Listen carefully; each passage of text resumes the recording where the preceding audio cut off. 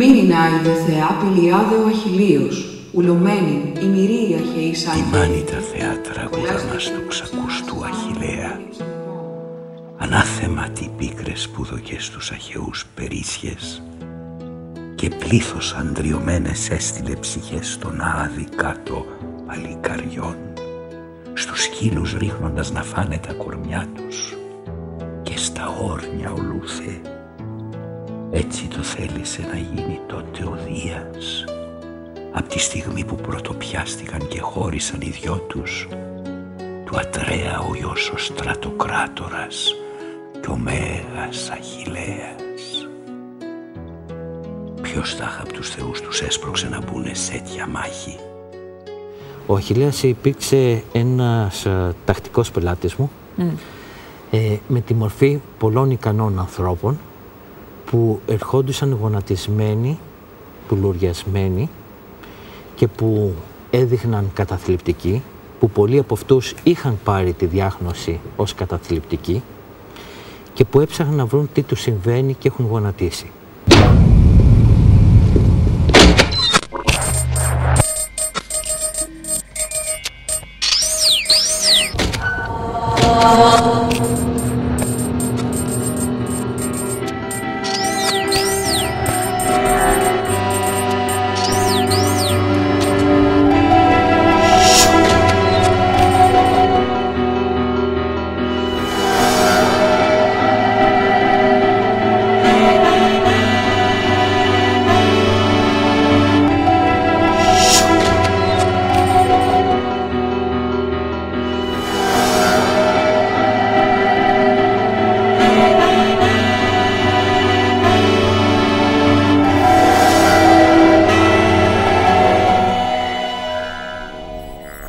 Φίλες και φίλοι, καλώς ορίσατε στα Άκρα, στην νέα ελληνική τηλεόραση, όπου απόψε φιλοξενείται ο ψυχίατρος, ψυχοθεραπευτής, κύριος Δημήτρης Καραγιάννης. Καλώς ορίσατε, γιατρέ μου. Καλώς σας βρήκα.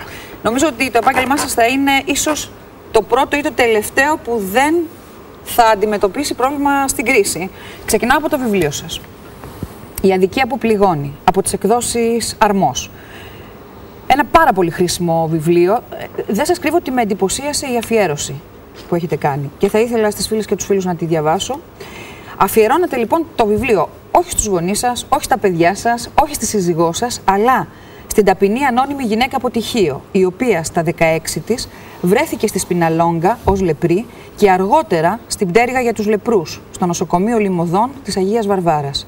Ακροτηριασμένη και τυφλή, πρόσφερε την αγάπη, τη ζωντάνια και τις ευχές της απλόχερα, δίχως ποτέ να παραπονεθεί για όσα στερήθηκε. Ναι. Είναι υπαρκτό πρόσωπο. Και βέβαια. Μάλιστα. Είναι ένα υπαρκτό πρόσωπο το οποίο υπήρξε αθόρυβα μέσα σε αυτή τη ζωή. Κανείς θα έλεγε ότι δεν υπήρξε. Μάλιστα. Γιατί όταν φεύγει 16 χρονών από Τυχείο, από την οποία καταγόταν, γιατί πρέπει να φύγει ως λεπρή και να πεταχθεί στα ζήτητα και στα σκουπίδια της Σπιναλόγκα για να μην βλάψει τους άλλους, τότε καταλαβαίνετε ότι θα έπρεπε αυτή η γυναίκα να είναι το απόλυτα τίποτα. Και η απόλυτα δικημένη. Και η απόλυτα δικημένη. Όταν τη συναντώ ως φοιτητής στην Αγία Βαρβάρα, στο τμήμα Λιμωδών. Κάνετε την πρακτική σας εκεί, την εξάσκηση στην ειδικότητα. Αυτό που ζήσαμε ήταν κάτι καταπληκτικό. Αυτή η γυναίκα ήταν στο κρεβάτι, με ακροτηριασμένα τα δάχτυλά της, τη μύτη της, τα αυτιά της. Θα έλεγε κανείς ότι ήταν ο ορισμός του πόνου, ορισμός το ότι πια δεν έχει τίποτα στη ζωή της, δεν έχει ζήσει τίποτα. Και όμως αυτή η γυναίκα πηγαίναμε φοιτητές και έδινε τις ευχές της. Ποτέ δεν μας είπε γιατί δεν ήρθατε να με δείτε πιο νωρίς ή να μου πείτε μια καλημέρα. Και μίλαγε με πολύ αγάπη για τους νέους, για τα προβλήματά τους και έλεγε «Α, εσείς συνέχεια τα προβλήματα». Πολύ αργότερα, όταν άρχισαν μέσα στην προσωπική μου εργασία να βλέπω τους ανθρώπους να παραπονιούνται για τα πάντα, τότε ξαφνικά μου ήρθε, καθώς έγραφα αυτό το βιβλίο, το πρόσωπό της.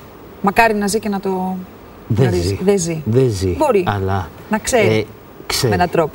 Ξέρει γιατί και ήξερε γιατί είναι πάρα πολύ σημαντική η ευχή αυτών των ανθρώπων που δεν κάνανε ποτέ τον πόνο του σημαία, άλοθη για την γκρίνια, αλλά το κάνανε πραγματικά ζωή και υπήρχε ζωή. Μάλιστα.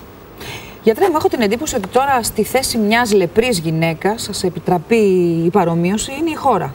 Και όλοι εμείς μαζί. Ναι, αλλά αν θα δούμε σχέση με τη γυναίκα που μιλήσαμε, η λέπρα αφορούσε κάποιες πληγές του σώματός της, αλλά όχι τη ψυχή της. Και αυτό είναι, αν θέλετε, ήδη ξεκινώντας να θέσουμε το ερώτημα εάν η λέπρα αγγίζει την ψυχή μας, τη ζωή μας, και άρα αν αυτός ο ακροτηριασμός δεν θα αφορά απλώς κάποια οικονομικά μεγέθη, κάποια ποσοτικά μεγέθη, αλλά αν θα αφορά το κουράγιο μας, τη ζωή μας, τη δυνατότητά μας να ελπίζουμε και να μην το βάζουμε κάτω. Τι βλέπετε? Τι σας λένε οι πελάτες σας, φαντάζομαι, οι οποίοι έρχονται στο ιατρείο σας? Έχει αυξηθεί η κίνηση καταρχάς?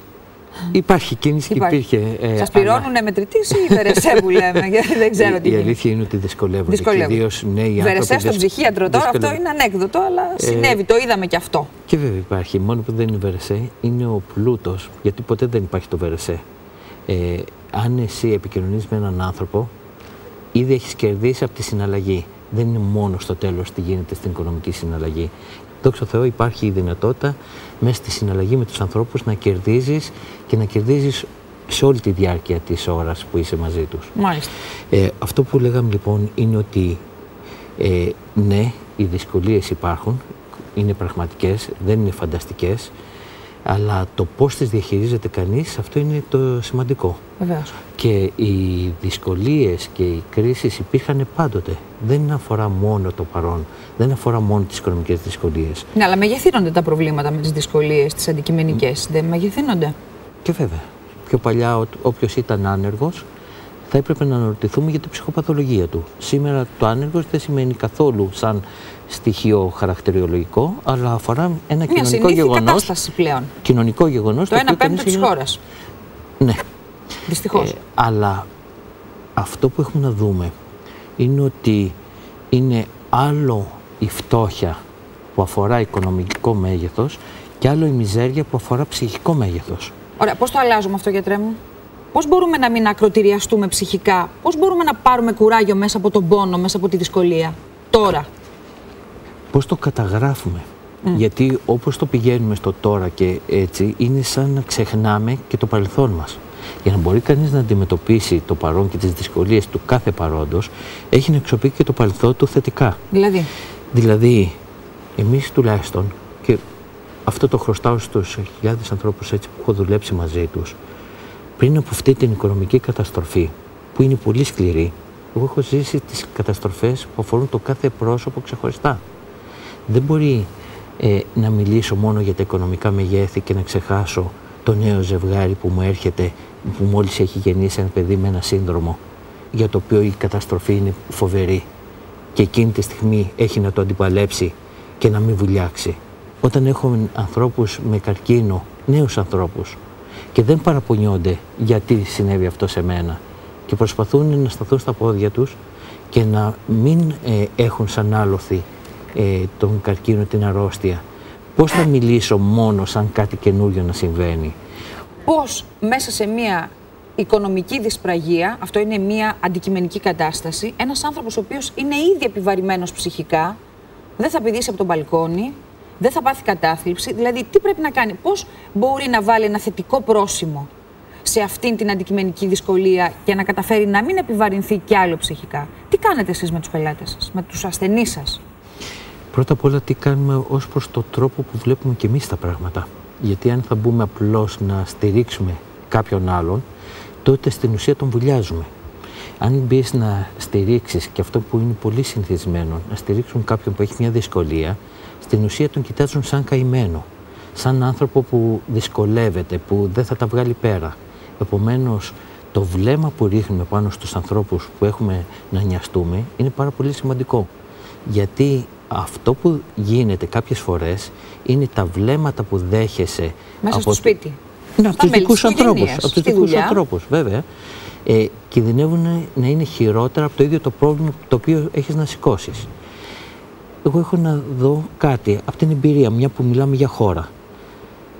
Η Ήπειρος ήταν η πιο φτωχή περιοχή της Ελλάδας και της Ευρωπαϊκής Ένωσης μέχρι πριν λίγα χρόνια πρωτού μπουν κάποια ανατολικά κράτη στην Ευρωπαϊκή Ένωση.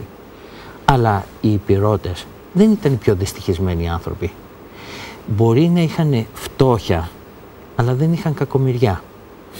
Μπορούσαν να σου προσφέρουν το γάλα, το τυρί, το ψωμί και να στο δώσουν με τέτοιο τρόπο που ένιωθες ότι σου δίναν κάτι πάρα πολύ σημαντικό. Και υπήρχε πλούτος και υπήρχε χαρά, γιατί υπήρχε προσφορά. Αν τους έβαζε σε κατάσταση που να ζητάνε ελεημοσύνη, τότε τους έκλεβες την περηφάνεια τους. Τους έκλεβες όλες εκείνες τις δυνατότητες που είχαν μέχρι τότε και τα βγάζαν καλά. Αν δεν δεχόσουν το τυρί και ήθελες να τους πληρώσεις για αυτό που σου πρόσφεραν, τότε εκείνη την ώρα τους έκανες λίγους. Επομένως, το ίδιο πράγμα έχουμε να δούμε και μέσα στη ψυχοθεραπεία και μέσα στη σχέση με τον ανθρώπο στην καθημερινότητα, ότι δεν μπορούμε να αντιμετωπίζουμε τους ανθρώπους σαν ανήμπορους χωρίς να τους κάνουμε κακό.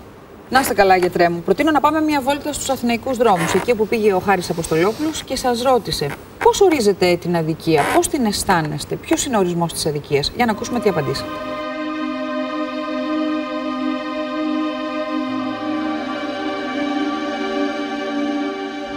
Αδικία είναι να προσπαθήσεις να δώσεις και να πάρεις τα λιγότερα. Ελληνικό κράτος. Έλλειψη του δικαίου. Να επιβάλλεται ο ισχυρός στον ανίσχυρο.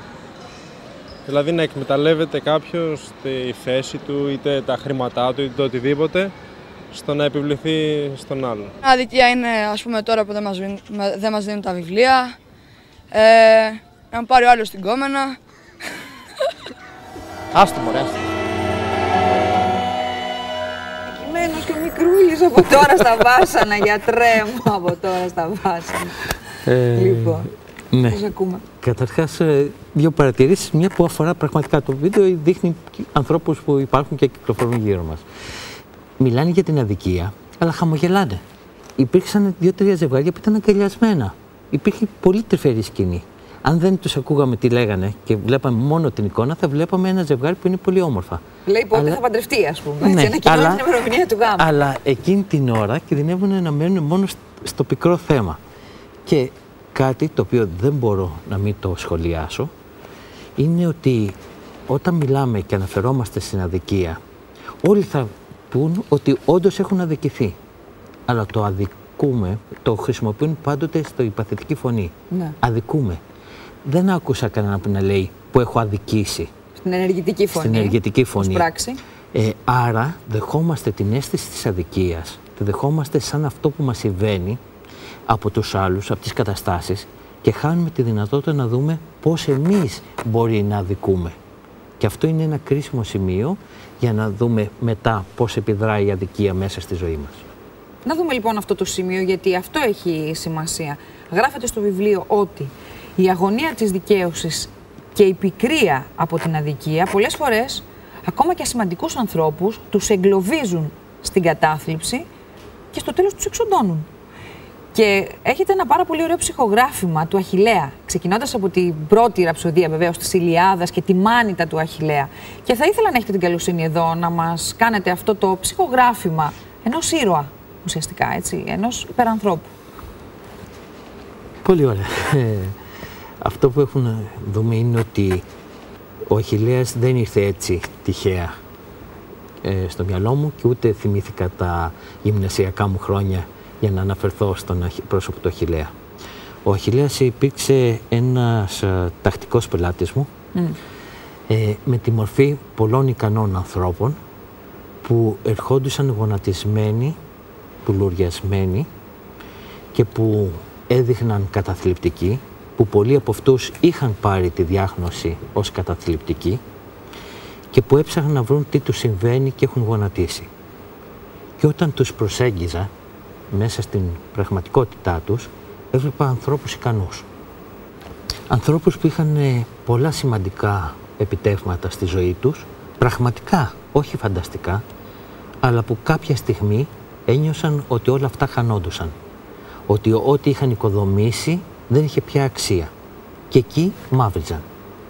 Και καθώς έβλεπαν τον εαυτό τους να μαυρίζει, που δεν ήταν ένα συνηθισμένο στοιχείο στη ζωή τους μέχρι τότε, ένιωθαν να βουλιάζουν ακόμα πιο πολύ. και να μπαίνουν στην κατάθλιψη. Έτσι λοιπόν μου ήρθε στο νου ο Αχιλλέας. Ο Αχιλλέας ήταν και εμφανίζεται ο ήρωας που πραγματικά χαίρεται τη μάχη.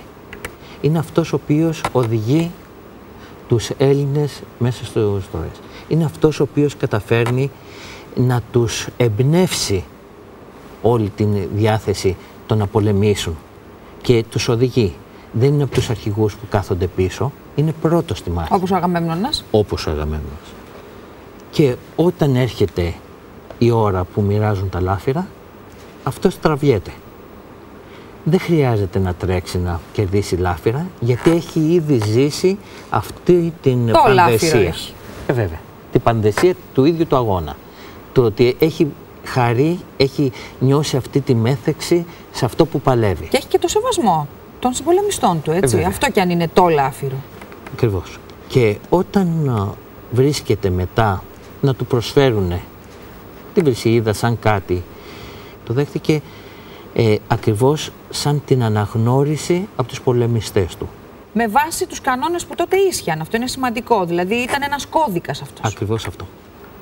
Και τότε βρίσκεται ο Αγαμέμνονας, επειδή έχει κάνει τις δημόσιες σχέσεις με τον Χρήση, επειδή του έχουν πάρει τη δική του κοπέλα, τη Χρυσίδα. Υπάρχει ακόμα ο Αγαμέμνον, γιατρέ μου, στην Ελλάδα. Και βέβαια εκτός υπάρχει. Από τον Αχιλλέα, Αγαμέμνονες να δείτε πώς υπάρχουν.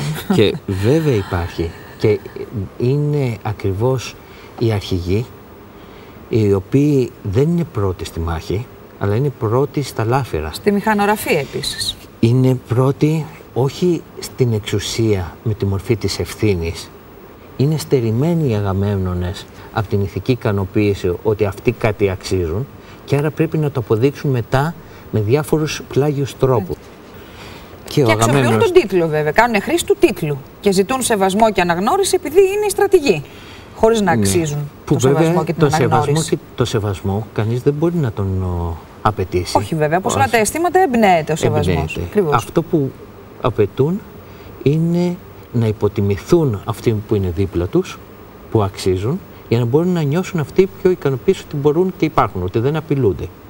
Και του ζητάει τη δική του γυναίκα, την Βρυσίδα.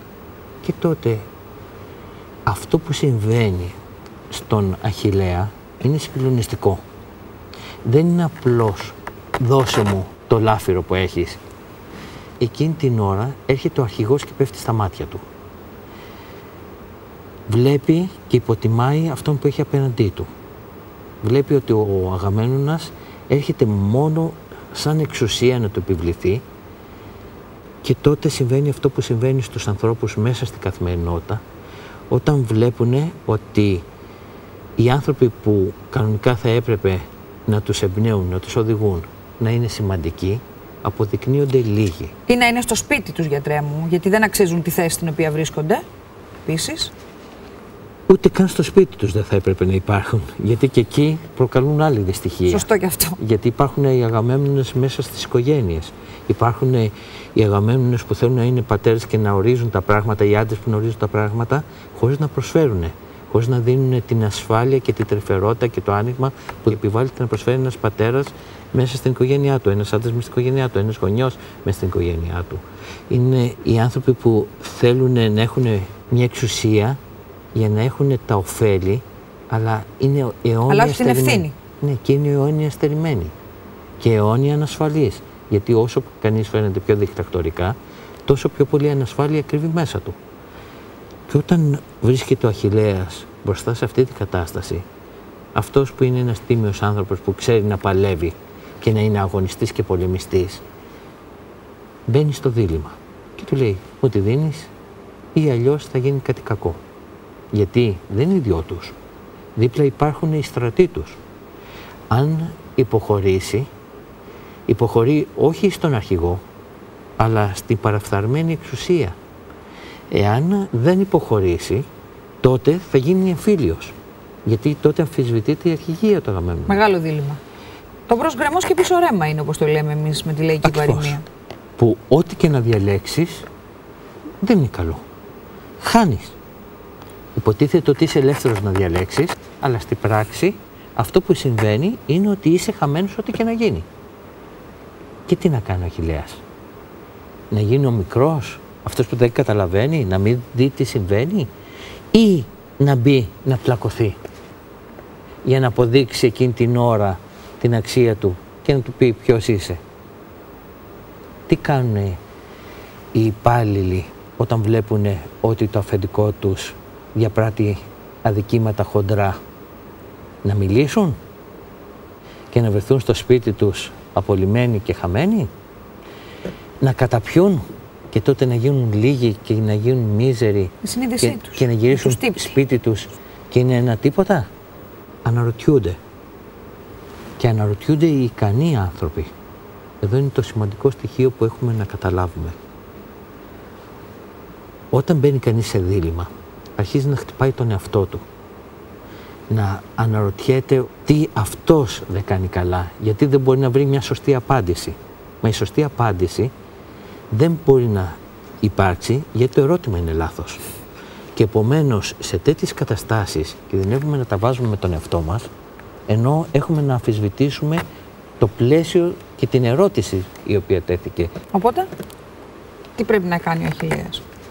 Του δίνει τη βρυσίδα, αλλά πια δεν έχει διάθεση να πολεμήσει. Έχει πει ήδη στη μητέρα του ότι αισθάνεται πως είναι άχθος αρούρης, βάρος στη γη, δηλαδή ότι δεν κάνει τίποτα. Έχει χάσει αυτό το λάφυρο που είχε, την ανδρεία στη μάχη. Και πάλι ούτε μπορεί να φύγει, γιατί θα καταγραφεί ότι αυτός είναι ο αίτιος που φεύγει, ούτε πάλι μπορεί να πολεμήσει. Και κλείνεται, αποσύρεται. Πώς νιώθουν οι άνθρωποι οι οποίοι είναι ικανοί και θυμωμένοι αποσύρονται? Η παθητική επιθετικότητα δεν ταιριάζει στους ικανούς ανθρώπους. Η παθητική επιθετικότητα είναι για τους ανθρώπους που δεν μπορούν να τα βγάλουν πέρα ανοιχτά. Κάποιες κατηγορίες ανθρώπων, οι γυναίκες στο παρελθόν, έπρεπε να μιλήσουν πλάγια. Έπρεπε να αποσυρθούν για να δείξουν την πίκρα τους και τον πόνο τους, το θυμό τους. Ο Αχιλλέας όμως είναι αγωνιστής. Έχει μάθει να αγωνίζεται κατευθείαν. Και όταν αποσύρεται, όπως οι ικανοί άνθρωποι που αποσύρονται, που εξαναγκάζονται σε παραιτήσεις, βουλιάζουν. Και εκεί είναι το δράμα του. Ποια είναι η διάθεσή του πια? Απ' έξω η μάχη μένεται. Αυτό λαχταρούσε να κάνει. Και αυτός τι κάνει? Κλεισμένος μέσα στη σκηνή, περιμένει να δει τα αποτελέσματα. Και εκεί σκέφτεται διαρκώς. Και εκεί χάνει την όρεξή του για ζωή. Εκεί οι σκέψεις επαναλαμβάνονται οι ίδιες και οι ίδιες. Αν έκανε καλά, αν θα μπορούσε να κάνει κάτι διαφορετικό. Τα μηνύματα από τους άλλους ανθρώπους που φτάνουν και λένε για το τι συμβαίνει και τι δεν συμβαίνει στη μάχη. Είναι οι άνθρωποι που χάνουν τη λαχτάρα της ζωής, που βρίσκονται να είναι παροπλισμένοι ενώ είναι ικανοί και νέοι. Τι κρίμα, πόσος κόσμος έχει χαθεί έτσι, γιατρέ μου? Αυτό είναι που δεν πρέπει να το επιτρέψουμε. Αυτό είναι που δεν πρέπει να το επιτρέψουμε οι ίδιοι στον εαυτό μας. Αν αποσυρθούμε ενώ είμαστε νέοι, ενώ είμαστε ζωντανοί, για οποιοδήποτε λόγο αποσυρθούμε, τότε πραγματικά... Το νέοι φαντάζομαι έχει να κάνει όχι με την ηλικία. Μα ναι. Αυτοί που έχουμε ενέργεια. Και δικαιούμαστε να έχουμε ενέργεια μέχρι τη τελευταία στιγμή της ζωής μας. Αν απογοητεύομαι, χάνω τη δυνατότητα να γοητεύω και να γοητεύομαι. Χάνω τη δυνατότητα της ζωής. Χάνω τη δυνατότητα της λαχτάρας της ζωής, που υπερβαίνει την καθημερινότητα και την επιβίωση. Όποιος λοιπόν μπαίνει μέσα στην απογοήτευση, έστω και για πραγματικούς λόγους, προδίδει τον εαυτό του, εγκαταλείπει τον εαυτό του. Και εκεί είναι κάτι που δεν πρέπει να το πάθουμε. Να χάσουμε τη δυνατότητα της γοητείας. Άρα τι κάνουμε, πώς το αντιμετωπίζουμε? Ακούγοντας αυτά που λέτε, και ο καθένας από το μετερίζει του, γιατρέ μου, έτσι. Να αντιστεκόμαστε. Αέρα, αδέλφια. Έτσι πρέπει να το δούμε. Πώς αλλιώς? Μόνο μπροστά σε αυτό το κίνδυνο της κατάθλιψης, αυτός δεν είναι ένας πολύ σοβαρός λόγος για να μην βουλιάξουμε, γιατρέ μου? Ναι, έχουμε να διακρίνουμε την κατάθλιψη ως ψυχολογικό γεγονός και ως υπαρξιακό γεγονός. Για κάντε παρακαλώ πολύ αυτή τη διάκριση. Τι σημαίνει? Ότι υπαρξιακά έχουμε να αναρωτηθούμε αν θα επιλέξουμε ανάμεσα στο υπαρξιακό άγχος και στην υπαρξιακή κατάθλιψη. Υπαρξιακό άγχος είναι όταν αναρωτιέμαι για το νόημα που δίνω στη ζωή μου. Στο άγχος το υπαρξιακό κάθε μέρα είναι διαφορετική. Κάθε κατάσταση είναι διαφορετική, είναι πρόκληση. έχω άγχος όχι με τη μορφή της έντασης και του στρες, αλλά με τη μορφή της εγρήγορσης που λέει τι κάνω στις καινούργιες καταστάσεις. Αφού κάθε μέρα είμαι καινούριος άνθρωπος, αφού κάθε μέρα αντιμετωπίζω καινούργιες καταστάσεις, δεν μπορεί τίποτα να είναι ίδιο. Άρα είμαι διαρκώς σε μια εγρήγορση στο να αντιμετωπίσω αυτό το καινούριο. Και εκεί είναι η ζωή. Διαφορετικά μπαίνω στην υπαρξιακή κατάθλιψη όπου τα πράγματα είναι δοσμένα. Ορίζομαι από το πλαίσιο, από τις γύρω καταστάσεις και τελικά οδηγούμε στη φθορά, στο βούλιαγμα.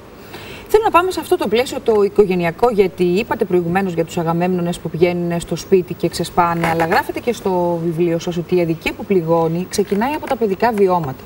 Και θέλω να μας πείτε πόσο δέσμοι τελικά παραμένουμε των γονιών μας.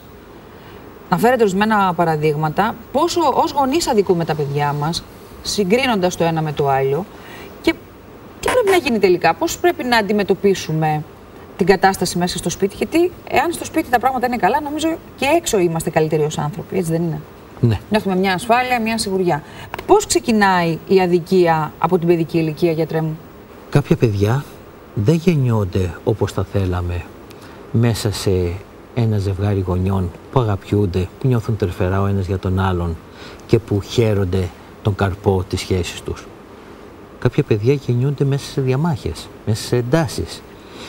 Και κάποια παιδιά γεννιόνται και πολύ γρήγορα χάνουν τον ένα γονιό και έχουν να ζήσουν δυσκολίες πραγματικές. Θα τους καθορίσουν, θα τους επηρεάσουν, σε ποιο βαθμό? Η ψυχολογία μέχρι τώρα επέμεινε πόσο τα 5 πρώτα χρόνια της ζωής αποτελούν ένα καθοριστικό παράγοντα για όλη την οικοδόμηση της προσωπικότητάς μας. Είναι αλήθεια αυτό. Αλλά θα έπρεπε